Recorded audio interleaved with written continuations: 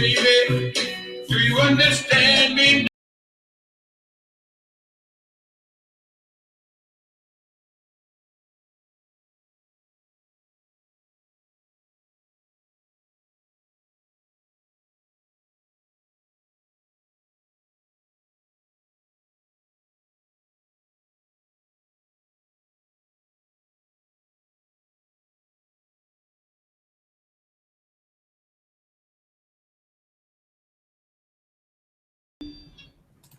Hey, what's going on, guys? Hold on. Mic's a little hot. Let me make sure I have my right microphone on here. All right. How's that volume live? Remembers, is that a little better?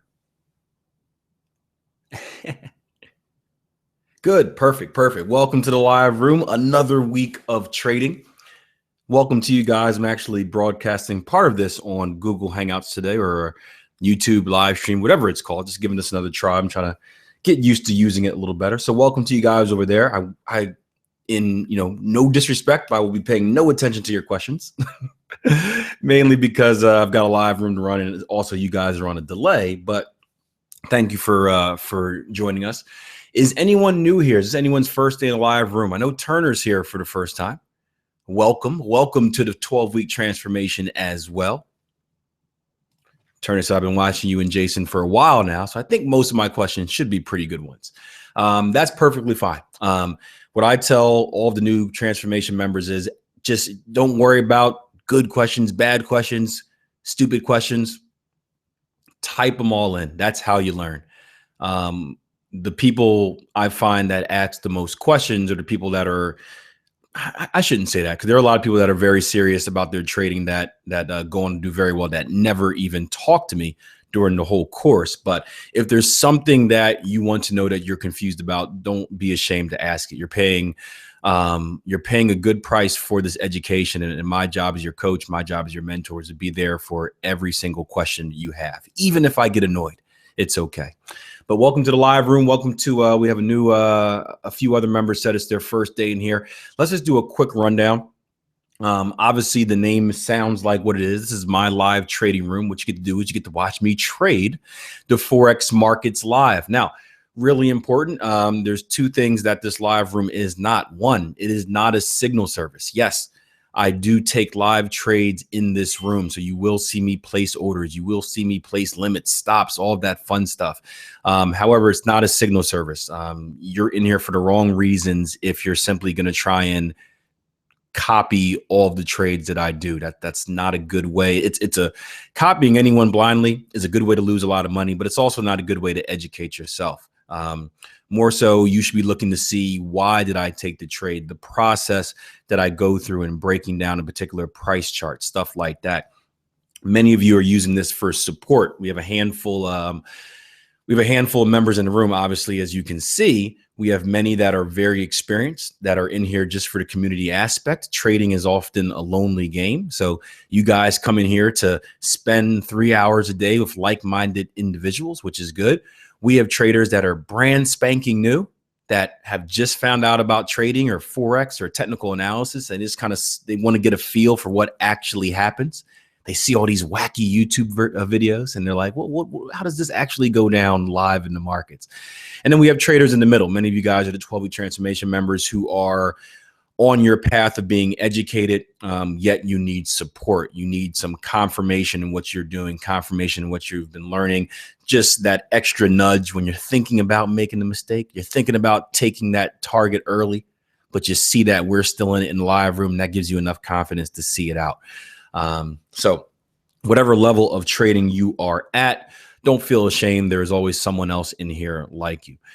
The chat is open. I'm trying to remember the stuff I'm supposed to tell you before we get started. I'm horrible at this stuff, but the chat is open. Feel free to ask questions. Feel free to comment on stuff. If you are an experienced trader and you are actively trading, feel free to share ideas. If you're sharing an idea, just be as detailed as possible, guys. Just don't type in $, buy. Tell the traders, hey, the pair, the time frame, obviously what you're looking at, buy or sell. And if it's an advanced pattern, it's a big help to shoot in the X leg as well. Again, if I don't have a chance to get to it, or if it's not a pair in my portfolio that I don't really have an interest in looking at immediately, it gives the other traders in the room as much detail as possible so they can flick over to their screen or their chart and see if they can take advantage of that opportunity as well. Sounds good? Did I miss anything? One day I'm gonna record this and just hit like the play button. That sounds about good. I think you guys enjoy it live because it's different each time. All right, let's get started today. Not much in the way of news. We have consumer confidence out for 10 o'clock for the dollar. Not too concerned about that. This is the Fed week. We do have an FOMC statement on tomorrow, I believe, Wednesday, if I'm not mistaken. 2 o'clock. Yep, 2 o'clock tomorrow. We do have an FOMC statement. We're not expected to do anything with interest rates, but as always, people are going to be digging into every detail of the tone of the statement and the comments and stuff like that to try and guess, hey, is the next rate hike going to be in June? Is it still going to be in March? Is it going to be later? Is it going to be this? Is it going to be that? So we do want to pay attention to that, but that has nothing to do with our trading day today. So let's get to some charts. Let's start with Ron says, sorry, Akil, I was zoning. Charlie, womp, womp, womp, womp. I know you guys, I talk for 3 hours and you guys hear like 2 words. What you guys that have been in here for years have just started zoning me out. You already know what I'm going to say before I say it. All right, let's head over to Dollar Canada. This is one that was on my radar for this morning. We're going to start with we're going to start in the daily chart, and we've been tracking Dollar Canada for a while. Let me just enter the right pair. We've been tracking Dollar Canada for a while now. You know, on the weekly chart, we still have room to go up. We have some support or some resistance up at $1.50, I believe. And well, what we're seeing right now is some relief in the market. And again, this is kind of built on last week's analysis as well. And if you're new and you weren't here last week, essentially what we're looking at for Dollar Canada is a retracement into previous structure. Here was the last minor level of consolidation right here on Dollar Canada. That's going to be between the 140 even handle and the 138 handle. We're still bullish on this pair. As you can see, you don't need to see the into the gray for this to know that we're in a bullish trend. So we're asking ourselves, again, IPDE, we'll walk through it again. Identify, what is this market doing, guys? I know it's going to seem remedial, but it helps you learn. Repetition, right? Repetition. Perfect practice. What is the market doing? First, identify, are we bullish or bearish? Trending up, trending up. What are we putting in right now? What type of move is this? This recent move right here. This is an outside return, right? Where do we expect outside returns to come to? Outside return, pullback, retracement. Yep, same terminology. Where would we expect an outside return to come to? So what is our prediction? We identified the market is bullish and that we're currently putting in an outside return. Yep, our prediction is that we're going to come to previous structure. Our overall prediction is that we're going to continue bullish. But if we get an outside return, typically these outside returns will retest previous structure. So we're looking for a move back down to this area. Now, trend continuation traders, you're just waiting patiently. You're looking at this zone. You're going through your trading plan. You're saying, how can I get long here? If price action comes down to this zone, then how can I get long? Right? Give me a yes if that sounds right. You guys give me a yes too over on YouTube. Now, one thing I like to do with my predictions is not only predict where the market is likely to go next, but we are live on YouTube. Yep, I'm trying it out. I want to get used to this. I like it. I never really played around with it too much. I want to, I like just using stuff and breaking it over and over again and then eventually learning how to use it. So not only where are we going to go, but Ron said, well done. How are we going to get there? And we're looking for a potential move right down here. So what I looked at on the charts this morning, this was during Greystone's live room, the London session of live room. We're looking for, can we catch a short opportunity in advance of the market coming down to this 140 area? So that's what's going to be on my radar for day trading this week on the Dollar Canada. I know that I'm not too concerned with long opportunities right now. We need to come down to that lower level for a long opportunity. But if there's a chance for me to get short, I'm going to see if I can take advantage of that chance. But this is going to be, again, a counter. It's weird. It's going to be a trend continuation technique into a counter trend move. And I'm not sure we'll get one. But I'll be looking for that type of move. What had caught my interest was this: the fact that you guys see we were ebbing and flowing down, right? Outside return, outside return, outside return. We came up to this level and we held this previous level of structure, right? Held this previous level of structure, and we broke past this level and this level right here. So what I would be looking for, and again, we're not at the area right now. I'd want to get in as high as possible up here to give myself the least amount of risk. Remember, if I'm going to take a risky opportunity, I want to have very, very, very small stops. I'm not interested in taking a lot of risk on opportunity where I've got a couple hundred pip stop loss, right? If I'm going to be risky, I want to be wrong, and I want to be wrong really, really quick and cut those losses short. Always keep that in mind. So if we can get some type of move up here, I will certainly be looking for short opportunities. Now, this looked a lot better earlier in the day, but essentially a retracement back up to this level is where I would be looking for short opportunities. So it's essentially a trend continuation way of entering a counter trend trade. 9 days ago, I posted a possible bear bat on the monthly. Did that fill, Rick? I couldn't imagine trading on the monthly, man. Talk about the urge to make mistakes. I would, if I ever traded on the monthly, I would have to force myself not to watch the chart except for maybe once a month. I'd come in on day one of the month, look at the chart, and that's it. There's no way I can, man, those type of swings would kill me. Turner says, couldn't that turn to 26.18 if it breaks the bottom? No, Turner. And the reason because this is technically not a double top, because we have the higher high, higher close right here. It is technically not a double top. I was actually thinking that same thing this morning as I was going through entry reasons, but because this is technically not a double top, it can't be a 26.18. And by the way, for you guys, I should have mentioned this earlier. For you, I know we have some new 12-week transformation members in here that signed up last week. And if you weren't in the private Q&A yesterday, one of the keys is to take your time through the course. That what I've seen, we've had hundreds and hundreds of members come through.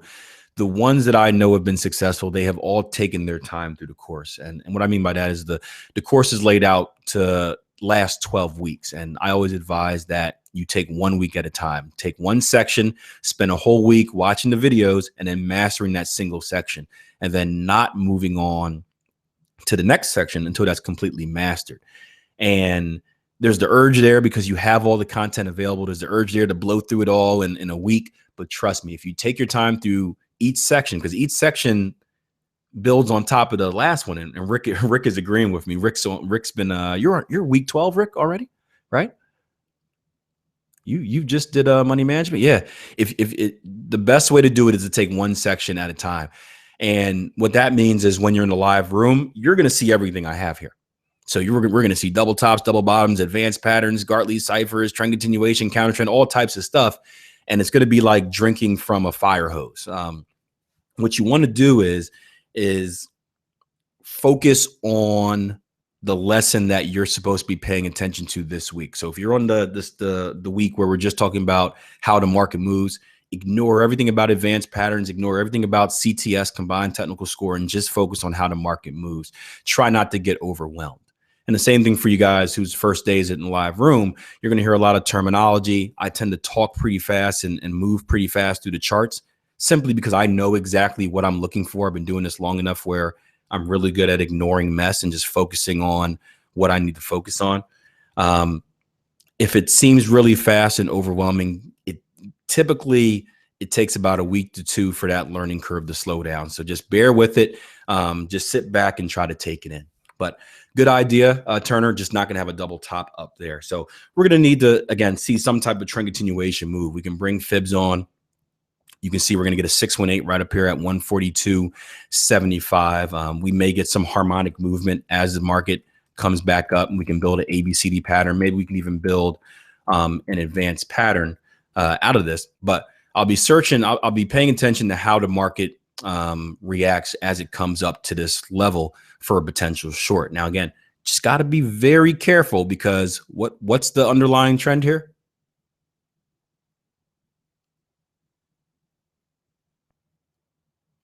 Bullish, bullish, bullish. And what direction am I looking to get into? 103 viewers on YouTube. Nice. Bearish, bearish, bearish. For you guys on YouTube, we have a free week offer. So come join us for a free week. Bearish, bearish, bearish. Yeah. So you just want to be a little cautious. That's when you would use that conservative reason for entry. I see no need to be super aggressive here. So again, looked a lot better this morning. We just saw continued down movement. I thought we'd stall and retrace, but that's going to be what I'm looking for throughout the week. Just nothing right here. Yes, we are in bearish rotation in the lower time frames. Yep, that's exactly why I'm looking to get short. Correct. Rick James. Henrik says, when you take a break from breathing, have you looked at identifying the overall trend for each currency? For example, the dollar strong in every pair and Canada weak, maybe bullish. No, I don't do that. I know what you're talking about. You're looking at identifying, and that's also more of a fundamental aspect as well. What Henrik's asking is about identifying the strong and weak currency pairs. So, hey, the dollar is strong. So, maybe look to get bullish the dollar versus every pair we see. The CAD is weak, stuff like that. We got to remember that currency pairs, it's not about any individual currency. Yes, that plays a role. But it's all about the individual battle. So when I'm looking at the dollar Canada, I can care less about what the dollar is doing against the yen, what the dollar is doing against the Kiwi, what the dollar is doing against the Aussie. All I care is about how the dollar is comparing to the CAD.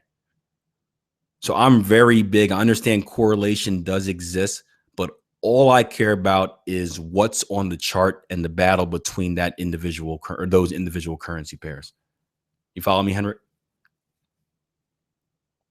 So I get what you're saying. I don't think you should use that to all right, let me turn the volume up a little bit. There we go. Better? It was loud earlier, which is weird. There we go. Yeah, I understand what you're saying. I don't think you should use that to make any trade judgment off of. It's the same thing as using correlation. We're saying, oh, well, the dollar is strong against the pound, so the dollar must be strong against the euro, and that's just not true. There we go. Sorry about that. The mic was hot earlier, so I put it down. Now it looks like it's cooled off a little bit. Maybe I was just fired up coming into the room. I follow that, but currency strength indicator could be a point in CTS or not. No, it could not. What we want to trade what we see. We want to trade what we see on the chart. Why? Let me ask you this. Why take something on the outside and use that for your trading? It's no different from trying to use fundamental analysis and being a technical trader.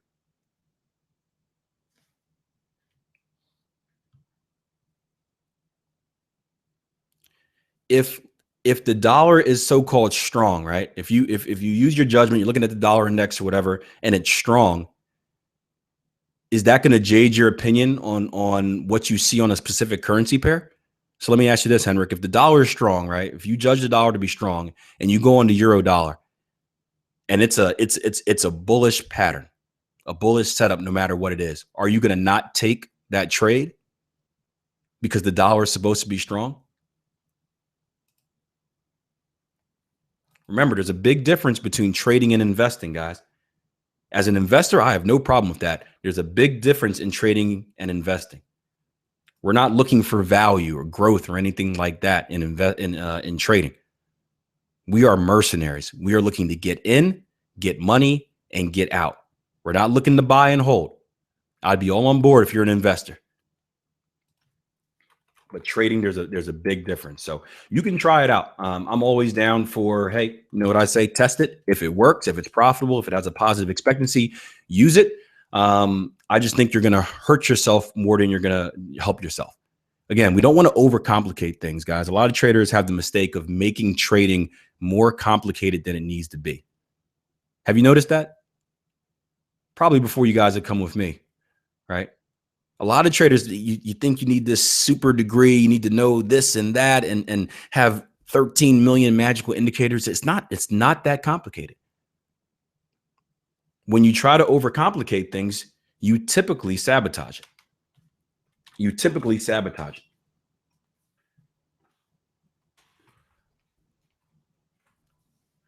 All right, let's head over to Aussie Dollar here. I think Rick said, yeah, keep it simple. Yeah, keep it simple, silly. Kiss, K-I-S-S, yep. Yep. Keep it simple. Keep it simple. Let's go over Aussie Dollar. We've got a cipher pattern that already filled. Let's go and draw this in. By the way, nice win on Aussie Dollar for you guys who took the trade last week. Ka-ching. Right? How many of you guys were involved in that? Ah, it's stupid, silly. Doesn't matter. How many of you guys were involved in that Aussie trade? Yeah, buddy. Not the most fun trade to be in, am I right? Not the most fun trade to be in. But patience pays off, right? You were disciplined, right? You were disciplined. You stuck to your rules. You didn't get scared out by the weekend. You didn't get scared out by price action testing your X leg. You stuck with it, right? And you made some good money off of it. Those are the type of trades that you write down.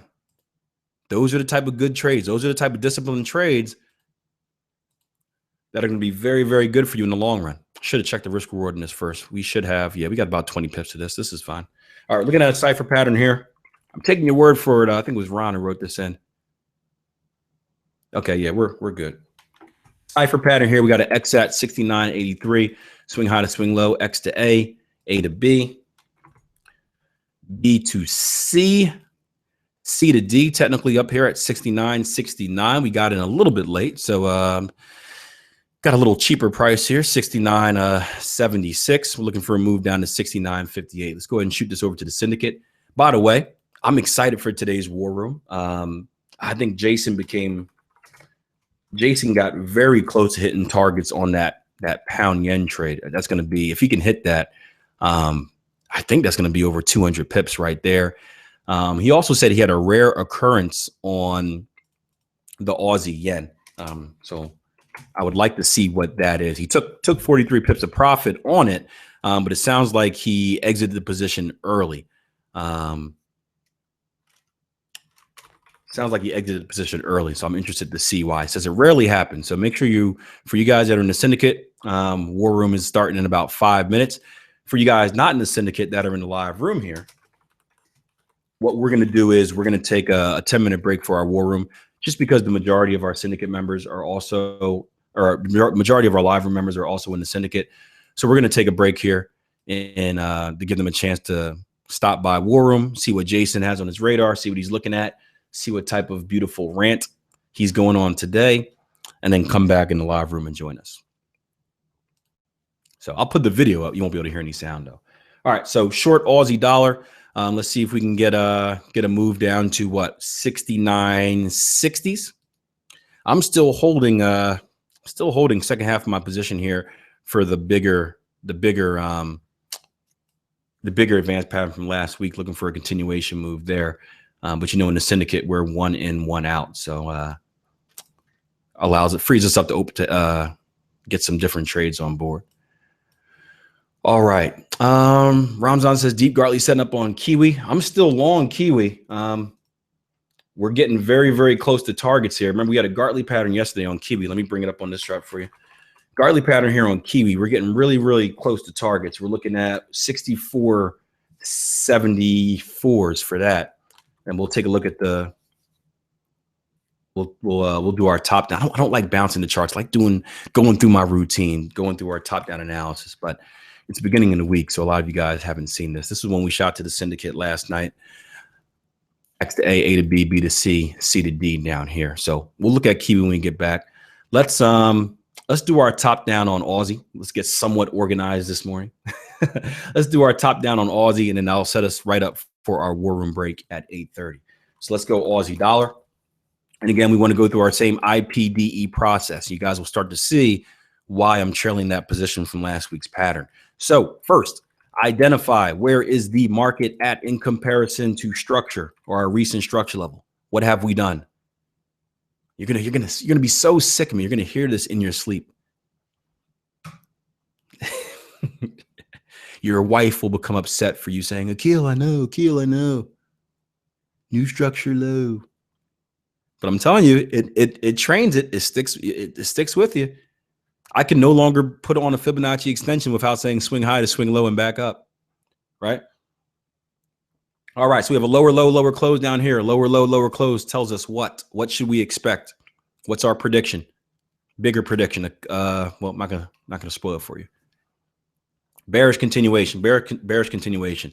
I believe we're below weekly structure as well. I'd have to go back and double check that, but I believe we checked that yesterday. We're below. We have some lower weekly support down there as well. All right, so we're thinking bearish continuation. What has the market recently done right now? Outside return. Where did our outside return come to? You can get all sorts of fancy if we want. Put on some fancy fibs and some fancy lines, right? What type of move does this look like overall? Week 1, 12-week transformation. What type of move does this look like? He's so fancy. Trend continuation. Yeah, trend continuation. This is why I'm holding, again, the second half of last week's Aussie position, looking for a continuation to the downside here. Again, combining that advanced patterns and just the knowing of structure. So we know what side of the market we want to be on. Again, that's what we want to use those higher time frames for, is to just have that overall idea of getting on the right side of the market. Come on, New Zealand, get up there. 10 more pips, baby. Let's go down to Aussie on the 4-hour. We got 2 minutes before War Room, so hopefully we get done this. Google people, I'll be turning this off when our War Room break comes. So thanks for hanging out. Time flies, right? Time flies when I'm talking so much. All right. Again, you can see the pattern from last week, X to A to B. I'll draw it on for you guys. We actually had 2 of them. The first one lost, second one won. But here's the bat pattern we had last week. Again, looking for that short continuation. We're not getting too much of a different story here on the 4-hour.